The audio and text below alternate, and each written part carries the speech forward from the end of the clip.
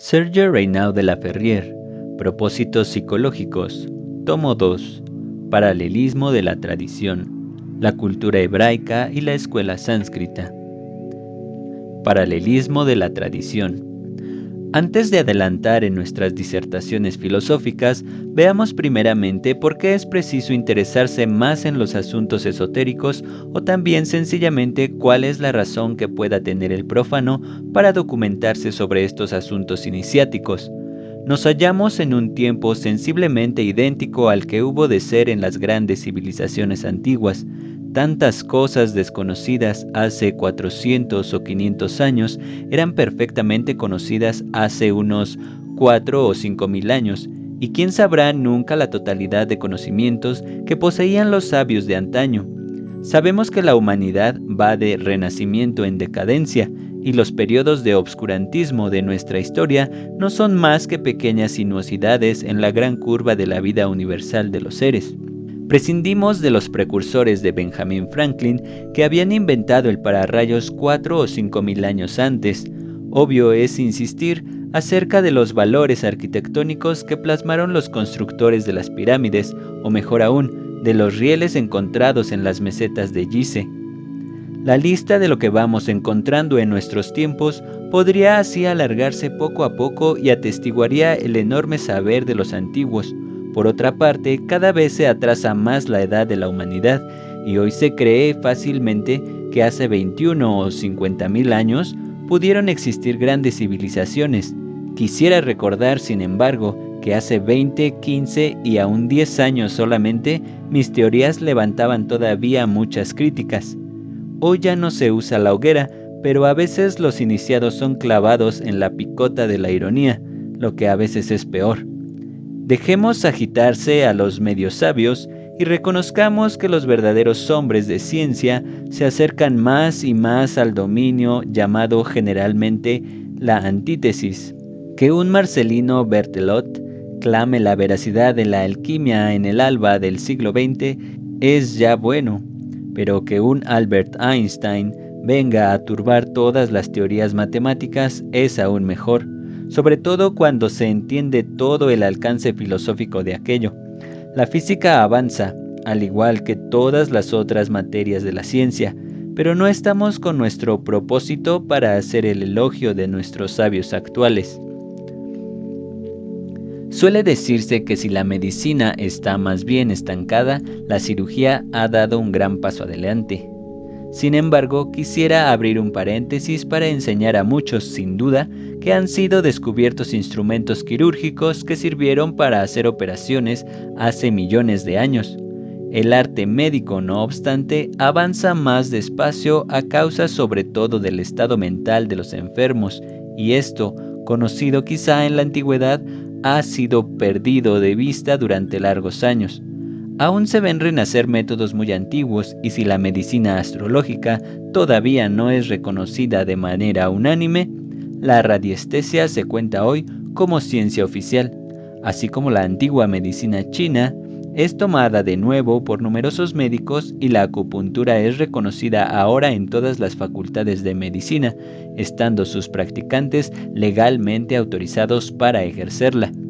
Una nueva escuela de medicina con el nombre de psicosomatismo acaba de nacer ahora y cuenta ya con grandes divulgadores entre los médicos de las universidades norteamericanas más afamadas. Numerosas obras están siendo difundidas por autores cuyos nombres se inscriben a la cabeza de las más célebres facultades de medicina. El sistema psicosomático, psique, mental, psiquión, cuerpo astral, somáticon, cuerpo físico, neumáticon, cuerpo espiritual, está edificado totalmente sobre las reacciones psicofisiológicas y mejor aún sobre el estudio de los efectos glandulares. Este método de curar mediante el restablecimiento del equilibrio endocrino es la base misma de la yoga. Así, encontramos una vez más la antigua sabiduría aplicada en nuestros días, y quizá en el futuro veremos a los gurús del Hatha Yoga recibir un título en psicosomatía.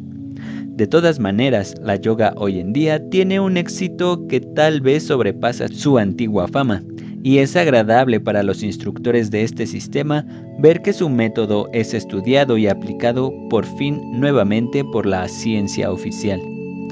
Las 2/3 partes de los enfermos que visitan los consultorios de los médicos se quejan de dolencias cuyo origen es emocional, por más físicos que sean sus síntomas.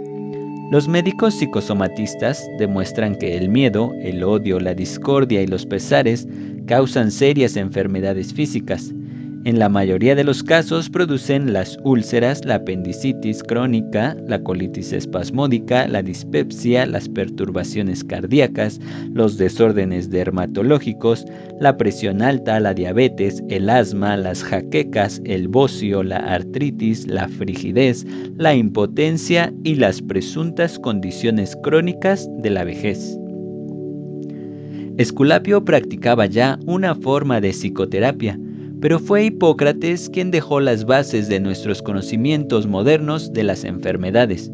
Al reconocer la necesidad del tratamiento del espíritu tanto como del cuerpo, esta idea se había perdido hasta que el pionero e investigador israelita austriaco Sigmund Freud la resucitó hace unos 50 años, para conocerse, definirse así: espíritu más cuerpo más medio ambiente igual a usted. De esta manera había nacido el psicoanálisis, pero parecía contentarse demasiado con el estudio de la psiquis. En 1950, seguidamente se hizo sentir una reacción cuando el doctor William H. Sheldon de la Universidad de Columbia, Colegio de Médicos y Cirujanos de Nueva York, presentó su teoría. El creador de esta nueva teoría, llamada somatotipia, clasificaba a los individuos en 3 categorías: endomorfe, mesomorfe, ectomorfe. Dentro de cada categoría se clasificaban 3 grados para definir cada tipo, ya que ninguna persona pertenece completamente a una sola categoría, sino a un compuesto de cada una de las 3 en diferentes grados. La regla graduada va del 1 al 7. Y el predominio de cualquiera de las 3 categorías indica a los peritos las capacidades, las tendencias, las susceptibilidades, etc. Ejemplo: H. Truman es igual a 3-4-3, lo que da la categoría mesomorfe. Mientras que el método freudiano parecía demasiado psíquico, la técnica de Sheldon se presentaba demasiado somática, y los investigadores han necesitado solamente algunos años para encontrar una aplicación de síntesis a este estudio del ser mediante un método que reúne al mismo tiempo el cuerpo y el espíritu. Volviendo a una de las ciencias de los antiguos, yoga, bajo un nombre nuevo, la psicosomatía. ¿Vuestros desórdenes son psicosomáticos? Se puede responder afirmativamente en un 90% de los casos. He aquí una razón principal para que el círculo de pensadores se interese en la investigación de una psicología trascendental que por sus aplicaciones prácticas sea capaz de pararse ante las dificultades de la vida. Es cierto que la cuestión no es nueva. Desde su origen es seguro que el hombre ha encontrado cómo establecer un medio de existencia en relación con su concepción del ideal. Sin embargo, cogido siempre por su inevitable automatismo, el ser se pierde muy a menudo en la comodidad material, olvidando así que el elemento físico desea quizá menos bienestar que su espíritu. La buena y vieja filosofía budista había encontrado ya este perpetuo sufrimiento. Su doctrina descansa sobre el dolor, su origen, su supresión y el camino a seguir para suprimirlo. En su sentido más limitado, no se puede considerar el budismo como una religión, sin creer en Dios, sin ceremonias ni austeridad. Sin embargo, es una filosofía que tampoco puede ser calificada como materialista. No se trata de una creencia en la materia. El cuerpo es considerado como el alma, en tanto que es substancia cerrada. El origen de esta filosofía, que cuenta hoy con cerca de la 1/4 parte de la humanidad, se pierde en las tinieblas del pasado, aunque la historia del budismo comienza cuando se reunieron los monjes mendigos alrededor de Gautama, formando así una comunidad en el valle del Ganges. La filosofía budista, según la enseñanza de su gran instructor, promete la beatitud en esta vida a los que adoptan la vía. La lección de Siddhartha Gautama, que viene a ser el 25º Buda, Se asienta sobre una disciplina completamente moral y no entra en discusiones metafísicas. El Buda pretendía no tener teorías, ofreciendo a sus seguidores un desarrollo espiritual y no un surtido de doctrinas. Es un camino y no una creencia. Sus palabras fueron: para conocer la verdad es necesario andar por el sendero. Si en el seno del budismo ha habido divisiones, como hemos visto precedentemente, fue a causa de su silencio, el cual fue interpretado por sus discípulos de maneras muy diversas, cuanto que era necesario ver en la abstinencia de sus palabras lo que él enseñaba así. El absoluto místico. 3 puntos. Fue demostrado, por otro lado, que él sabía mucho más de lo que explicaba a sus discípulos, así como el gran Nazareno hacía comprender que él tenía muchas cosas para enseñar cuando sus discípulos estuvieran más preparados. Ver el Evangelio de San Juan, capítulo 16, versículo 12. Se comprende entonces que existe una parte esotérica en cada enseñanza, y todo el mundo está de acuerdo en aceptar las prudentes palabras de Jesús: no tiréis perlas a los cerdos. El misterio no existe, no es más que una débil puerta para los que no quieren ver. El secreto no es más que un pequeño muro como un obstáculo a los que no se atreven a continuar. El esoterismo es un templo abierto a los que han aprendido a callar. Sea por la religión o por la ciencia, el mismo problema está por resolver: la inestabilidad del ser. El hombre demorará, con sus sufrimientos físicos y morales, tanto tiempo como carezca del estado de paz. Una promesa de nirvana o de paraíso no puede impedirle sufrir en su cuerpo ni en su espíritu. Es necesario un sistema de dominio físico-psíquico para restablecer su equilibrio, en tanto que su individualidad va al colectivo universal del gran todo.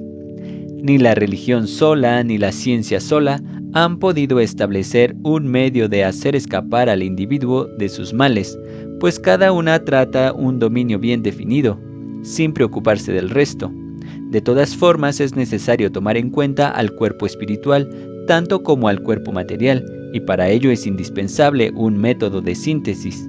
En consecuencia, la unión de una técnica concreta, la tesis, como elemento científico, como un sistema filosófico bien apoyado, la antítesis, daría una síntesis psicológica como método válido para todo el mundo. Sin embargo, si bien un sistema psicofisiológico nuevo puede llevar a la gente a una reacción evolutiva hacia un nuevo ideal, no es menos cierto que estos grados de la teoría de la síntesis conducen a un punto de la aplicación personal, la mátesis, donde el profano tendrá que documentarse en las cuestiones iniciáticas. Esta mátesis implica forzosamente un conocimiento de las cosas esotéricas. Y por esto mismo todo empieza por el saber. De las 4 palabras iniciáticas, saber, querer, osar, callar, el término saber es quizá el más importante, pues es el primero solicitado en la vía. Su etimología viene de sapere, percibir, probar. Esta analogía entre la nutrición, asimilación en el cuerpo físico, y la absorción en el orden mental, asimilación intelectual, es muy interesante. Las escrituras se apoyan muy a menudo sobre esta palabra, y aquellos que ya se encuentran en el camino de la luz comprenden todo el saber. La Biblia, además de inscribir la palabra saber en itálica muy frecuentemente para insistir sobre el carácter esotérico de esa palabra, para llamar la atención sobre este término clave, cita abundantemente la cuestión del alimento espiritual. Juan capítulo 4, versículo 32, capítulo 6, versículos 51 al 58, y el hecho de beber o probar el agua, Juan capítulo 4, versículo 13 y 14, capítulo 7, versículo 37. Comprendemos que se trata, en este caso, de percibir la enseñanza y de tomar la savia del saber. El Antiguo Testamento habla ya de embriagarnos y se percibe el símbolo, que no se trata de vino bebido por el noble patriarca, sino de la enseñanza de que este iniciado estaba embriagado. No lo había sacado de la teba, término muy mal traducido por barco o nave, y que ha dado lugar a los errores groseros de interpretar esta reserva de la matriz universal por un simple barco o un arca. Recordemos que Teba es la ciudad sagrada entre el pueblo egipcio, el asilo, el refugio y la morada de los dioses. El barco de Isis era también esta Teba, esta arca que puede extenderse al globo, al mundo, al universo. Es de este universo del cual debe ser sacada la savia, el saber, que parece estar reservado a los solos misterios verdaderos, ya que los otros solo tienen el conocimiento, la documentación intelectual que permite, sin embargo, colocarse sobre la vía luminosa. La tradición hebrea, Cábala, hace proceder el todo del Ain Sof, el incognoscible o el sinfín, cuya expresión numérica es 166. Ain significa nada, expresión negativa de la divinidad. Observen que Ani significa yo y es la expresión positiva. Ain igual a 57, Sof igual a 109. Esta operación de guametría, técnica sobre los valores de una palabra sumando los valores esotéricos de las letras, nos sitúa ante el número 166.500. Esta cifra término da nacimiento a numerosas operaciones de notárica, método de reunir las letras tomadas de diversos lugares de una palabra, y de la temoura, cuando se trata de hacer cambios entre las letras de una palabra para sacar un valor. Sin embargo, no veamos sino la primera importancia de su principio elemental. 166.500 es el total de los valores secretos de los números constituyentes de permutaciones de 123, como se puede ver en la imagen. Este término de 166.500 da que pensar en las dos palabras más importantes de la tradición hebrea. Primero, incognoscible. Número 18. Sof igual a 166. Segundo, la corona, Keter igual a 500. El primer número está situado encima y fuera del árbol sefirótico y el segundo se encuentra en la cima. Pasar de la Ain Sof a Keter es pasar del no manifestado al manifestado, que desarrolla a continuación todo el árbol de la vida de la Santa Cábala. 166.500 en restricción por los ceros sin valor queda como 1665, que a su vez es el número invertido de 5661, resultado del acto inicial del demiurgo. Es el producto del Génesis al principio de la creación. Debemos señalar, de paso, que la suma de los valores de las letras dobles Bet, Gimel, Dalet, Kaf, Fe, Resh, Tau da 575, cuyo valor secreto es 165.000, el cual a su vez representa el avatar de 166.500. Volviendo a la idea de las permutaciones de 123, llegamos al número bíblico famoso y muy discutido, el 666, y del cual se hace mención en el Apocalipsis, capítulo 13, versículo 18. Este número de la bestia se obtiene mediante las 6 permutaciones posibles del 1, 2 y 3, como se muestra a continuación. El primero de ellos se saca por permutación circular, elemento de simetría junto al elemento disimétrico. Esta descomposición es la base de la teoría matemática de los grupos. Si existen 3 objetos A, B y C, existen 6 permutaciones que permiten intercambiar unos y otros. Henos aquí a la puerta de un mundo cabalístico, donde la persona vulgar no ve sino un dominio misterioso de complicaciones en donde todo se resume para el profano a una negra incomprensión. Antes de profundizar más en esta tenebrosa morada e ir a cultivar este huerto, como dicen los cabalistas, sería bueno sin duda volver a tomar los elementos de base para los que ignoran toda la cuestión. El alfabeto hebraico contiene 22 letras definidas por el Sefer Yetzirah.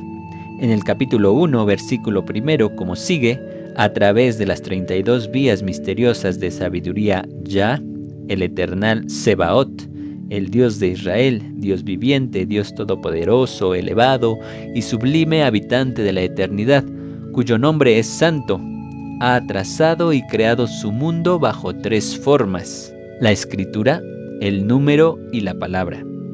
En el texto se dice Sefer, Sefar y Sipur.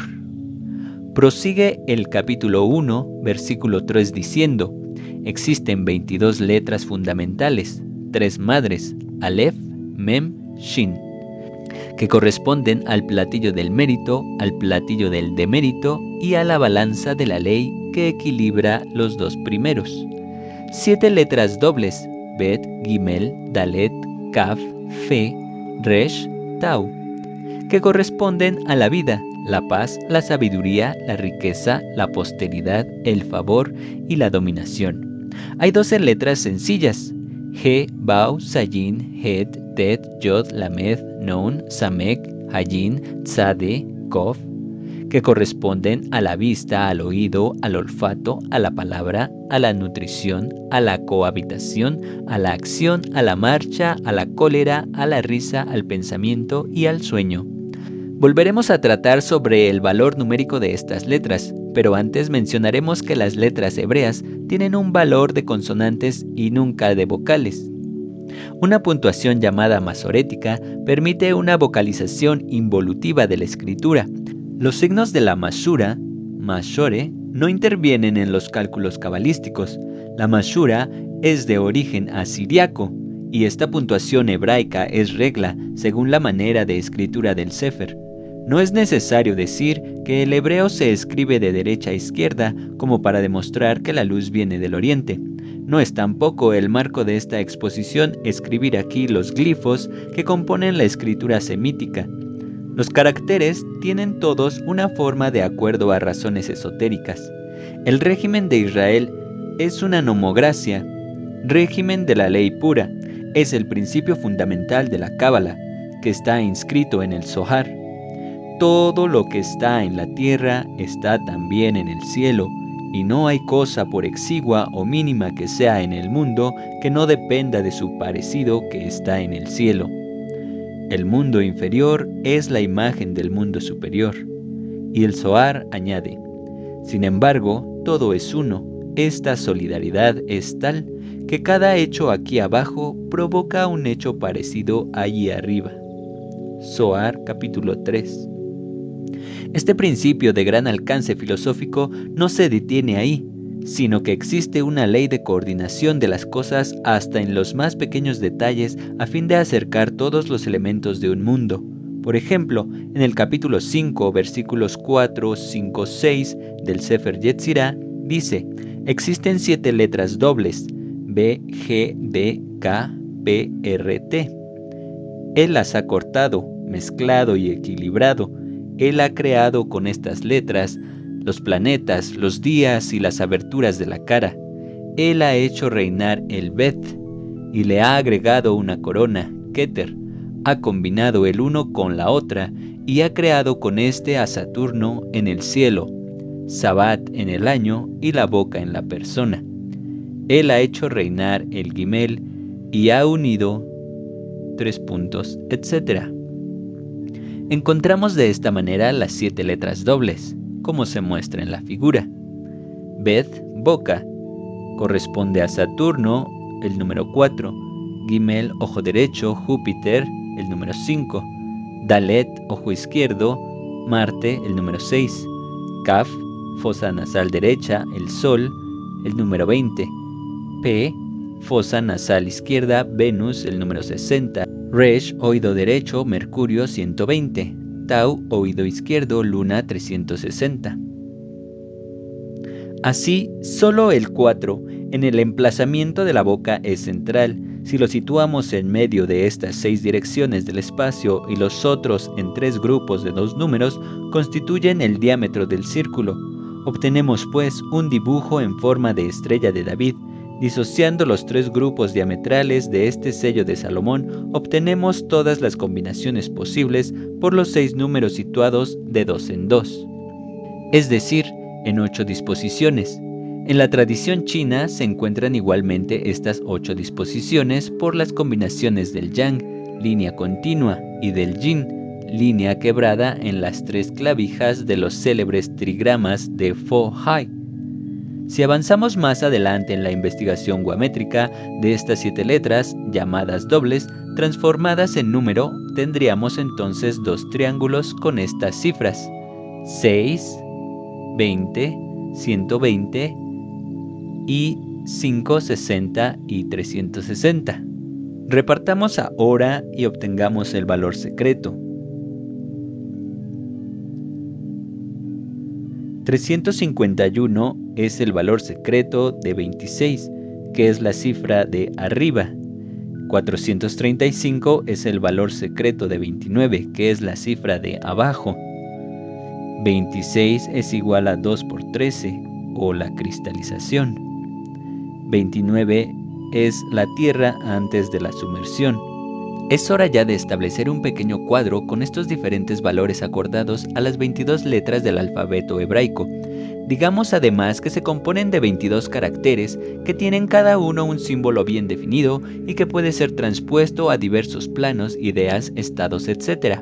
Cada letra en su pronunciación significa alguna cosa en el sentido en el cual se le toma: literario, filosófico, esotérico. En fin, los caracteres, además de una definición iniciática, toman un sentido particular en la palabra que componen. Son también 22 claves, como en la Cábala, que quiere decir también la ciencia de los 22. Y no es un simple azar que cada una de las letras del alfabeto hebraico haya sido inscrita en un orden sucesivo para encabezar los 22 párrafos del Salmo 119 de la Biblia.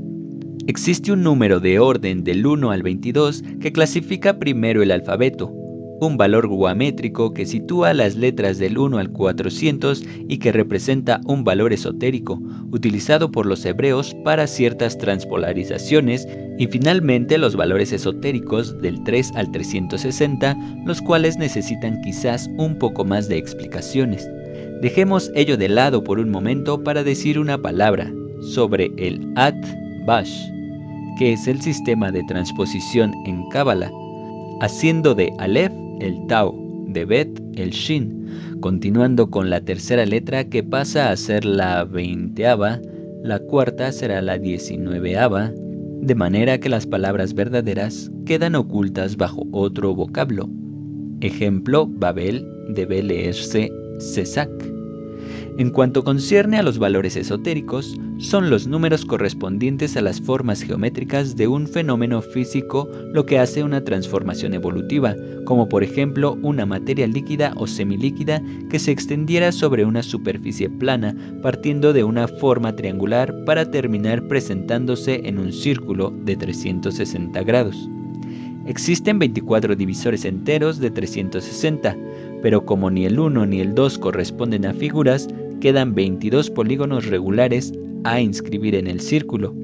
Primero el triángulo, el cuadrado, el pentágono, el hexágono, el octágono, y continuando con los polígonos de 9, 10, 12, 15, 18, 20, 24, 30, 36, 45, 60, 72, 90, 120, 180 y 360 lados.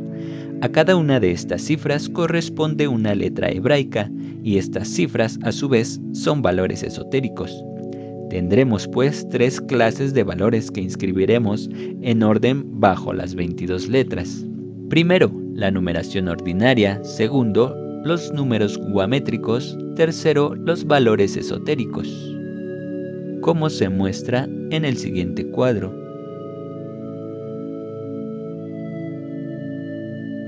Podremos ahora entrar en la vía iniciática con lo que podemos llamar una enseñanza esotérica. Evitemos extender nuestra lección a las múltiples concepciones filosóficas y religiosas y quedemos con las 2 escuelas que, aunque distintas, están tan próximas al mismo tiempo. Tendremos por una parte la escuela sánscrita y por otra parte la hebraica, y así en paralelo a la yoga y a la cábala.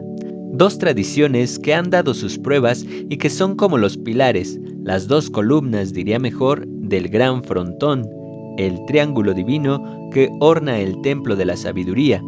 Insistimos seguidamente sobre el hecho de que todo es uno y las multiplicidades aparentes son las diversas manifestaciones del único.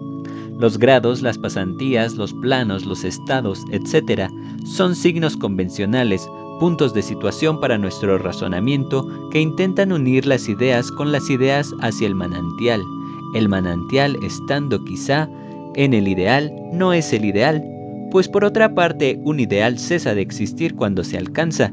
Es más bien una serie sucesiva de aspiraciones, una serie de ideas en evolución hacia un punto que no puede ser alcanzado. Todo lo que existe hace parte de un todo y de un origen común.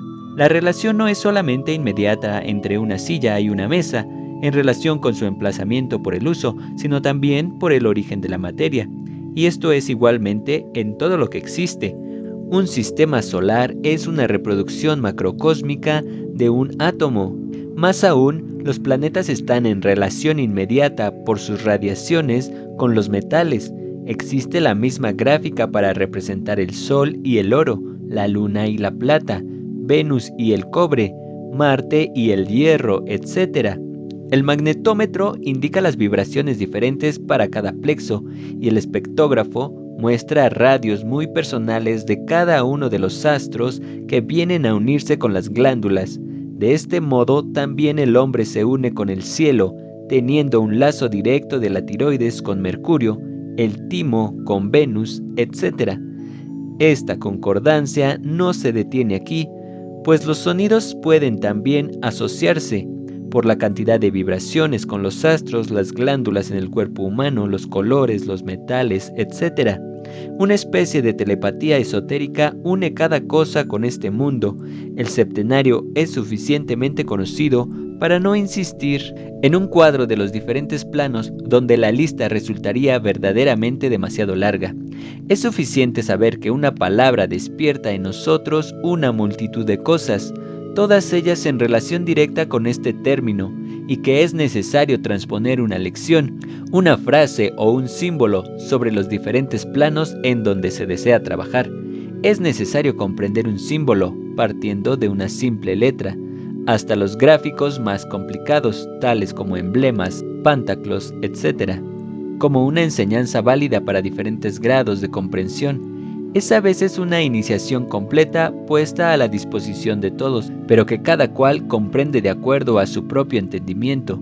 Poco a poco la evolución se hace hasta la completa realización. La simbología está en la base de la comprensión de los principios iniciáticos. Es de extrañar, en principio, que los hombres hayan creído que tienen que dar un nombre a Dios, aunque muchos son los pueblos que han permanecido con una denominación que se resume a una sola letra, un símbolo. Los mayas le llamaban H, como los tibetanos designan el aliento, el logos. En chino antiguo es chi, aliento divino.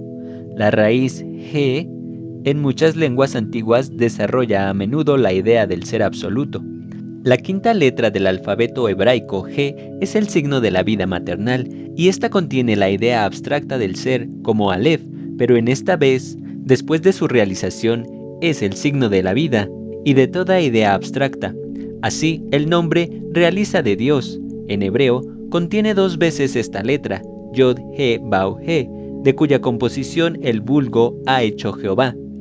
Yahvé es el nombre que Moisés da a Dios y esta palabra aparece por primera vez en el Sefer, capítulo 2, versículo 4, cuando el acto soberano está realizado y el ser de los seres se restablece en su inmutable seité. Este nombre no es pronunciado nunca en las sinagogas y los cabalistas le conceden una gran virtud.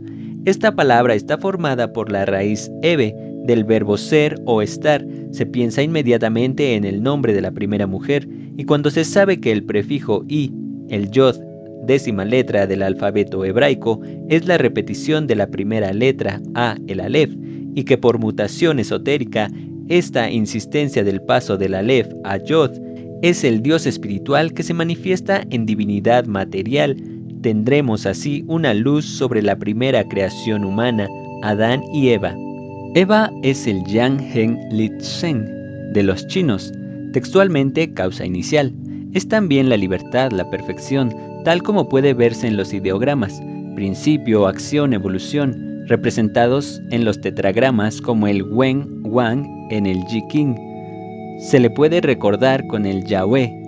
El doble G en el nombre divino de Yahvé, Yod He Bau He, es la vida por excelencia. en medio de la cual el Bau viene como una luz inteligible a iluminar el nombre del Ser Supremo, que se manifiesta en potencialidad mediante el signo de la eternidad, Yod. Este nombre significa exactamente el espíritu que fue y que será, Ioa. La palabra se encuentra escrita a veces como Aeoa. Es entonces muy misteriosa, significando yo, el ser que soy, que fue y que será. El Targum caldeo lo presenta por el triple Yod. Se encontrará con frecuencia como primer símbolo sobre el cual meditar, un círculo que encierra 3 letras, Yod, el Wu-Chi, estado de la no conciencia simbolizado por los chinos con un círculo vacío. El Tai Chi es el círculo con la división blanca y negra, el cual contiene las oposiciones en la filosofía china, que expresa así el mundo en manifestación.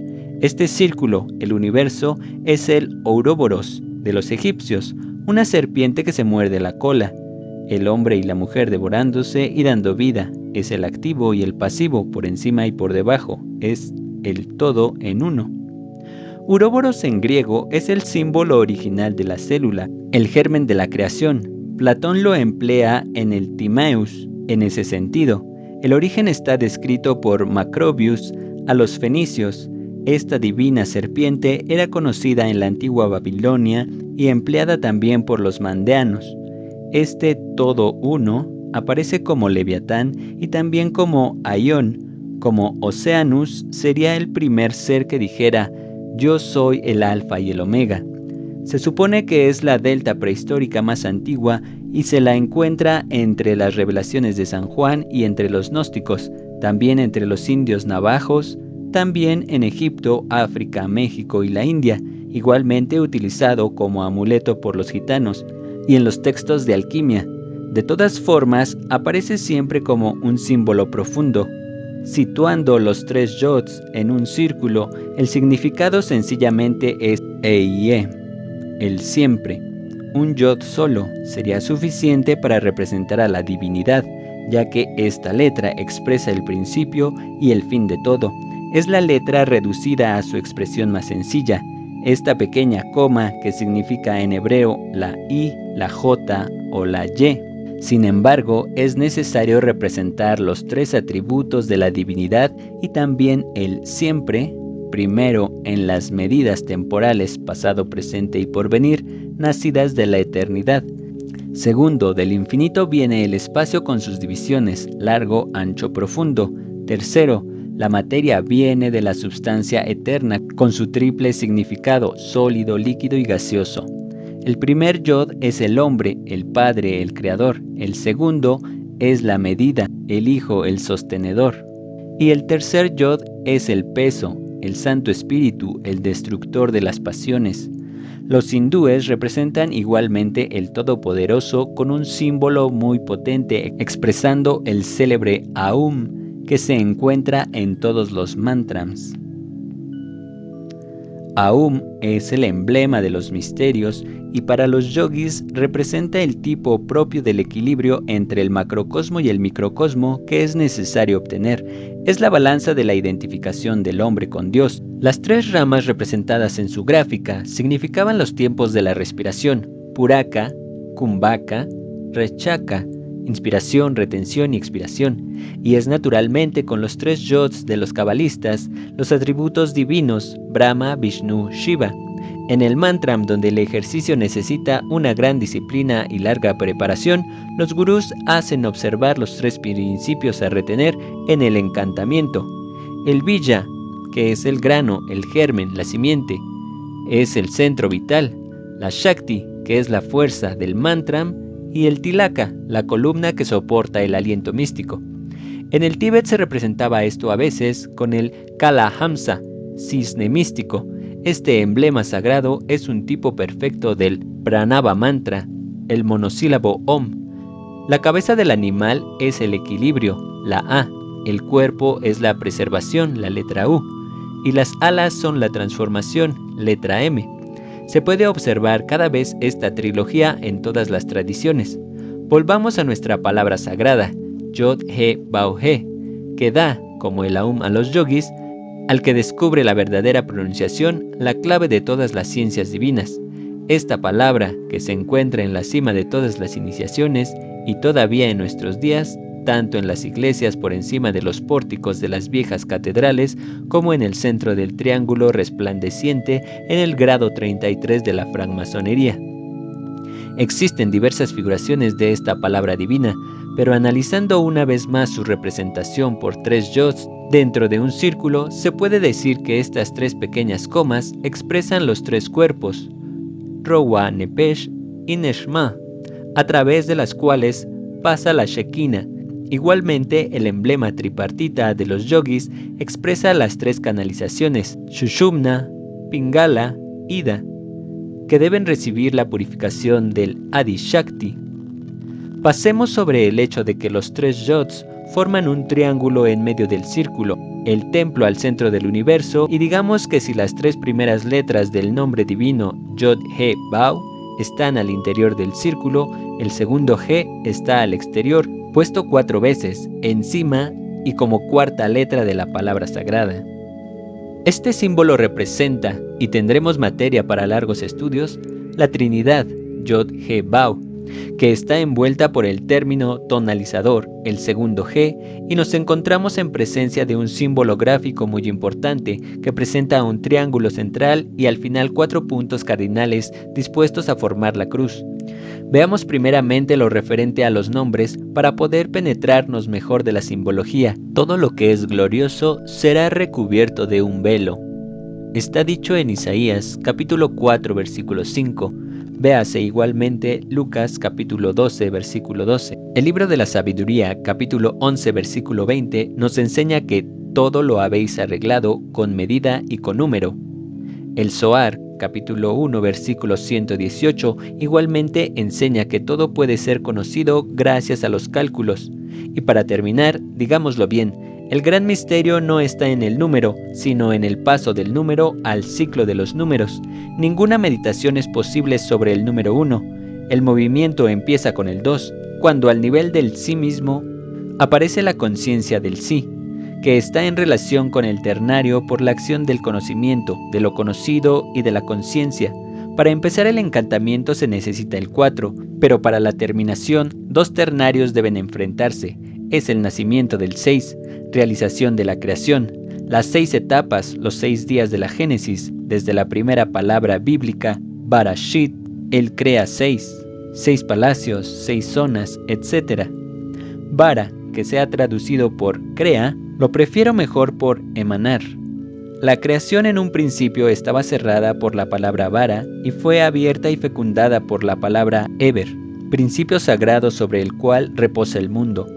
1 no se considera como un número, no puede ser figura, simbólicamente es un centro indeterminado de un círculo donde la circunferencia no está en ninguna parte. El 2 no puede ser figura, sería el diámetro de un círculo donde la circunferencia no existiera, es decir, una línea recta de dirección indeterminada y de longitud indefinida, que corta el plano en 2 zonas. Expresa todavía lo incognoscible, la dualidad abstracta, equilibrada y estática. 3 es el punto central original al cual su desarrollo según la Trinidad, relacionando 3 números 1, y su paso al 111, lo pone al centro de la ciencia numeral. Es el signo de la potencia, el ser absoluto, y se le llama el número potencial. 4 es el número de la acción interior, es el número de la vida isotrópica, la matriz de las matrices. El 4 da cuenta de la dualidad activa, es el círculo puesto en rotación por la cruz. Al cuadrado, 2 por 2, es la primera exaltación de la dualidad, es el arquetipo de la involución en potencia del ser.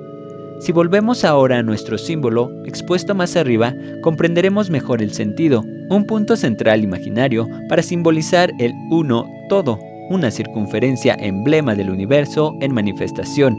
El interior y el exterior simbolizan la dualidad abstracta.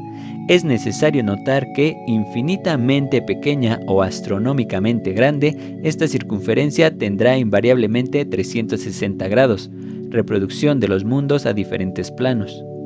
En fin, con nuestro triángulo, primera forma geométrica posible de la construcción de los polígonos, henos aquí en la potencialidad. Es la razón profunda de los 3 yods inscritos para la fundación de la Santa Cábala. Entonces, ¿por qué el segundo G de la palabra divina figura inscrito fuera del círculo? Más allá de la Trinidad considerada como ley, nada más existe. Eliphas Levi, en Dogma y Ritual de la Alta Magia, dice: la Trinidad es la fórmula sintética y absoluta en la cual terminan todas las ciencias, y esta fórmula, olvidada en cuanto a su valor científico, nos ha sido transmitida por todas las religiones, depositarias inconscientes de la ciencia y de la sabiduría de las primitivas civilizaciones. Así, tenemos solamente 3 letras para expresar el nombre sagrado. El cuarto término, formulado por el segundo G, que está al exterior de nuestra circunferencia, es, sin embargo, la repetición de una letra ya inscrita en el interior, como para definir un manifestado o un no manifestado, un misterio que subsiste siempre. Esta repetición indica el paso de la ley trinitaria a una nueva aplicación. Es una transición del mundo metafísico al mundo físico, o en general, de un mundo cualquiera al mundo inmediatamente siguiente, como escribe Luis Lucas en El Román de Alquimia. Malfatti hace esta deducción. El pasaje de 3 en 4 corresponde al pasaje de Trimurti en Maya, y como este último obra, el segundo ternario de la década pregenésica, al igual que la cifra 4 abre la del segundo ternario de nuestra decimal genésica. Papus, en la Cabalé, resume así: el conocimiento de esta propiedad del segundo G es la clave del nombre divino entero en todas las aplicaciones donde es susceptible. Contentémonos de ver el mecanismo evolutivo que da la primera idea acerca del septenario. 3 más 4 igual a 7. He aquí, en fin, nuestra cruz, y pasemos por encima de los comentarios posibles acerca del célebre cuaternario, 4 estaciones, 4 estados de la materia, etc., como por encima de todo el simbolismo de la cruz misma, crucifixión del espíritu sobre la materia, emblema de reunión, etc. Recordemos, sin embargo, las 4 grandes edades e insistamos un poco sobre los 4 modos de escritura de la raza humana. La escritura, género bustrófedon, de los primeros iniciados de África, iba de abajo hacia arriba. La escritura china, de arriba hacia abajo. La manera semítica, de derecha hacia la izquierda. Y para terminar, nuestra manera de escribir de izquierda a derecha. Estas 4 técnicas de la expresión gráfica vienen a atestiguar una vez más que de hecho el cuaternario no está simbolizado por el 4, sino por el 2 al cuadrado, como norte y sur, este y oeste. Si proseguimos el pequeño análisis del 1 al 4, para que sea de una manera explícita, encontraremos que lo explicado sumariamente en este pequeño símbolo da nacimiento a una enseñanza profunda. Si superponemos un triángulo invertido al triángulo central, siguiendo una prolongación lineal después de haber cambiado los 3 yods, podremos inscribir el sello de Salomón, 2 triángulos entrelazados. Continuando nuestro trazo de una línea que va hacia todos los ángulos de esta estrella de 6 ramas o puntas hasta la circunferencia, tendremos 12 puntos de intersección sobre nuestro círculo, lo cual representará la banda zodiacal. Recordemos rápidamente los 12 signos con el astro que los gobierna: Aries, gobernado por Marte; Tauro, regentado por Venus; Géminis, domicilio de Mercurio; Cáncer, regido por la Luna; Leo, por el Sol; Virgo, segunda residencia de Mercurio; Libra, segundo domicilio de Venus; Escorpión, regido por Marte pero asimilado a Plutón después del descubrimiento de este; Sagitario, regido por Júpiter; Capricornio por Saturno; Acuarios, antiguo domicilio de Saturno pero regido por Urano después de su descubrimiento; Piscis, gobernado por Júpiter pero domicilio de Neptuno después de que este planeta fue descubierto. Volvamos especialmente a la Cábala, la cual hemos tomado en nuestra exposición como movimiento de involución, en paralelo con la yoga como mecanismo de evolución. Es por una parte el aliento de Dios que desciende a través de los diferentes planos, simbolizado esto por el árbol de la vida, llamado principalmente el árbol sefirótico. Por otra parte, con ayuda del método yoga, veremos cómo la potencia vital se remonta a través del hombre hasta reunirse de nuevo con la conciencia universal. La tradición hebraica hace pasar la manifestación divina en los 4 mundos: Atzilútico, del cual el hombre ha sacado su principio espiritual, Beriático, su principio psicológico, y Etsirático, del cual el hombre tiene su principio patético, y Asihático, principio instintivo. Igualmente el hombre, según esta teoría, tiene 4 vehículos: Hayá, órgano espiritual; Rowa, cuerpo sentimental; Nepesh, físico-psíquico; Neshama, órgano intelectual, lógica. Remarquemos que estos 4 mundos se reparten en el árbol sefirótico en 7 pisos, que pueden ponerse en paralelo con los 7 centros nervofluídicos, chakras del yogi. El Atzilut emanativo, que comprende los 3 primeros céfiros en 2 pisos. El Beriá, creativo, otros 4 céfiros en 2 pisos. El Yetzirá, formativo, otros 3 céfiros en 2 pisos. El Asiá, acción, el último céfiro. Bajo el Ain Sof, el absoluto, se presenta la cima del árbol de la vida con Keter, la corona. A continuación, Oxma, la sabiduría, y Binah, la inteligencia, como los 2 ángulos de la base de un triángulo. Más abajo de estos 3 céfiros y en el mismo plano, Gesed, la clemencia o misericordia, y Geburá, llamado a veces Pechad, el rigor o el temor. En fin, en medio y más abajo, Tiferet, la belleza nombrada a veces el esposo. De nuevo, sobre un mismo plano más abajo está Nisa, la victoria, y Hod, el esplendor llamado a veces honor. Abajo en el centro viene Yesod, la base o la fundación, y abajo está Malkut, el reino llamado con frecuencia la esposa. Aparte de un eje central y signos exteriores, existen caminos diagonales trazados para unir estos 10 céfiros entre sí mediante 32 vías, llamadas de la sabiduría, pues de todas formas estas diferencias son, bien entendido, una y misma cosa. En relación con estos 10 céfiros cabalísticos, se pueden poner los 10 céfiros esplendores de los hindúes, como se muestra en la imagen. Keter corresponde a Brahma, Hoshma a Vishnu, Binah, Shiva, Hesed, Maya, Geburah, Om, Tiferet, Harangerbea, Netzah, Porsh, Hod, Pradyapat, Yesod, Prakrat, Malkut, Pran. Es necesario ver sobre todo que los céfiros se presentan en los 7 grados sucesivos como los 7 grados iniciáticos: Getuls o novicio, Gakpa, el miembro afiliado, Gelón, el adepto, Gurú, el elegido, es el instructor, Sachela, el verdadero discípulo, el justo, Satarat, el misionero, el apóstol, Sadguru, el maestre, el regente, que son los 7 chakras, emancipación de las 7 glándulas endócrinas, en relación con los 7 planetas tradicionales, etc. La Shekinah de los hebreos es la Shakti de los yogis.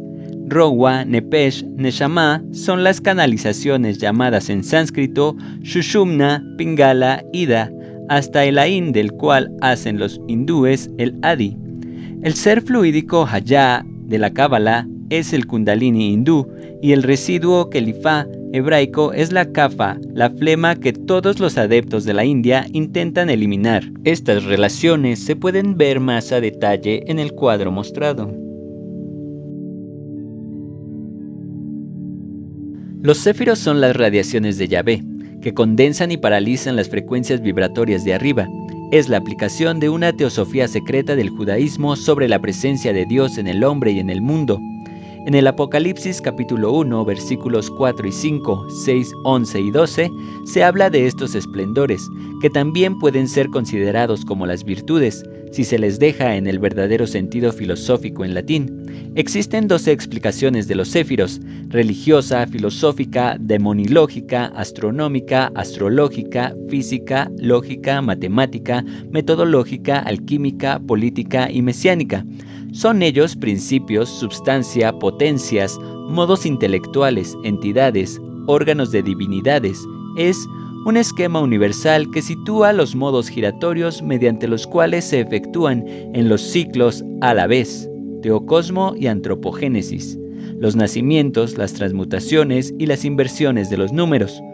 Los céfiros son los grados situados entre el mundo del incognoscible, Ain Sof, y el de la manifestación visible. El sistema yoga se apoya enteramente sobre la investigación del equilibrio perfecto, el estado de paz, mientras que la cábala da a comprender nuestra ubicación justa en este mundo con el medio de realizar en mística el estado de beatitud. La yoga enseña a sus alumnos a trabajarse en ellos mismos. La santa tradición hebraica es una teoría que permite realizar. El sistema yoga es una realización práctica. El principio divino que anima todo ser y todas las cosas, a fuerza de materializarse en las esferas de bajas vibraciones, es muy poco realizable en el plano físico.